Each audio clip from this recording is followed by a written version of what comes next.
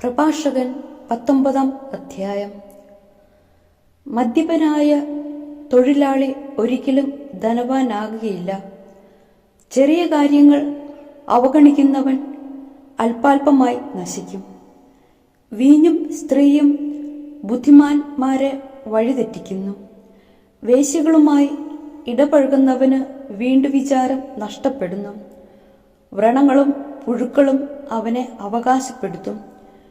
വീണ്ടുവിചാരമില്ലാത്തവൻ നശിക്കും. സംസാരത്തിൽ സൂക്ഷിക്കുക. മറ്റുള്ളവരെ എളുപ്പം വിശ്വസിക്കുന്നവന്റെ മനസ്സിന് ആഴമില്ല. പാപം ചെയ്യുന്നവൻ തനിക്ക് തന്നെ തിന്മ വരുത്തുന്നു. ദുഷ്ടതയിൽ ആനന്ദിക്കുന്നവൻ ശിക്ഷിക്കപ്പെടും. വ്യർത്ഥ ഭാഷണത്തെ വെറുക്കുന്നവൻ തിന്മയിൽ നിന്ന് ഒഴിഞ്ഞിരിക്കും. കേൾക്കുന്നതെല്ലാം പറഞ്ഞു നടക്കരുത്, നിനക്കൊന്നും നഷ്ടപ്പെടുകയില്ല. മിത്രത്തോടായാലും ശത്രുവിനോടായാലും കേട്ടത് പറയരുത്. പാപം ആവുകയില്ലെങ്കിൽ അത് നീ വെളിപ്പെടുത്തരുത്. കേൾക്കുന്നവന് നിന്നിൽ വിശ്വാസം നഷ്ടപ്പെടും. ക്രമേണ അവൻ നിന്നെ വെറുക്കും. കേട്ട കാര്യം നിന്നോടൊത്ത് മരിക്കട്ടെ. ധൈര്യമായിരിക്കുക, നീ പൊട്ടിത്തെറിക്കുകയില്ല. രഹസ്യം കേട്ട വിഡ്ഢി പ്രസവവേദന അനുഭവിക്കുന്ന സ്ത്രീയെപ്പോലെ ക്ലേശിക്കും. തുടയിൽ തുളഞ്ഞു കയറിയ അസ്ത്രം പോലെയാണ് ഭോഷന്റെ ഉള്ളിൽ രഹസ്യം. കേട്ട കാര്യം സ്നേഹിതനോട് നേരിട്ട് ചോദിക്കുക. അവൻ അത് ചെയ്തിട്ടില്ലായിരിക്കാം.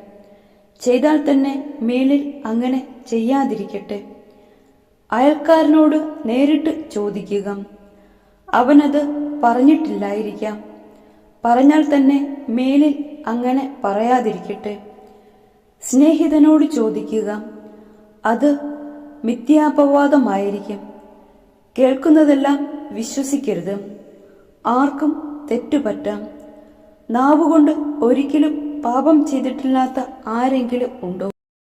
അയൽക്കാരനെ ഭീഷണിപ്പെടുത്തുന്നതിനു മുമ്പ് അവനുമായി സംസാരിക്കുക.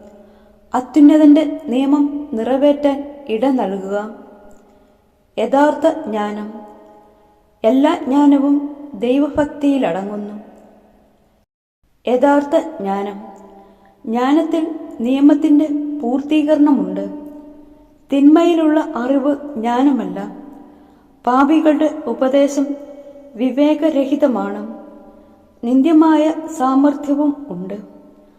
ജ്ഞാനമില്ലാത്തതുകൊണ്ട് മാത്രം പോഷനായിരിക്കുന്നവനുമുണ്ട്. നിയമം ധിക്കരിക്കുന്ന ബുദ്ധിമാനേക്കാൾ ഭേദമാണ് ദൈവഭയമുള്ള ബുദ്ധിഹീനൻ. സൂക്ഷ്മവും എന്നാൽ അനീതി നിറഞ്ഞതുമായ സാമർഥ്യവും ഉണ്ട്. തൻകാര്യം നേടാൻ നിഷ്കരണം പ്രവർത്തിക്കുന്നവരുമുണ്ട്. ശിരസ് നമിച്ച് വിലപിച്ച് നടക്കുന്ന ആഭാസൻ ഉണ്ട്.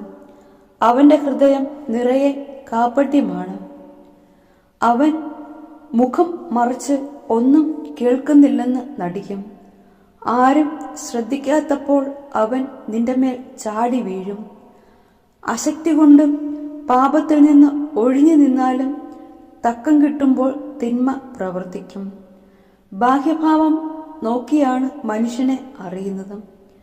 ബുദ്ധിമാനെ മുഖം കണ്ടാൽ അറിയാം. വേഷം, ചിരി, നടപ്പ് ഇവ മനുഷ്യന്റെ സ്വത്വം വെളിപ്പെടുത്തുന്നു.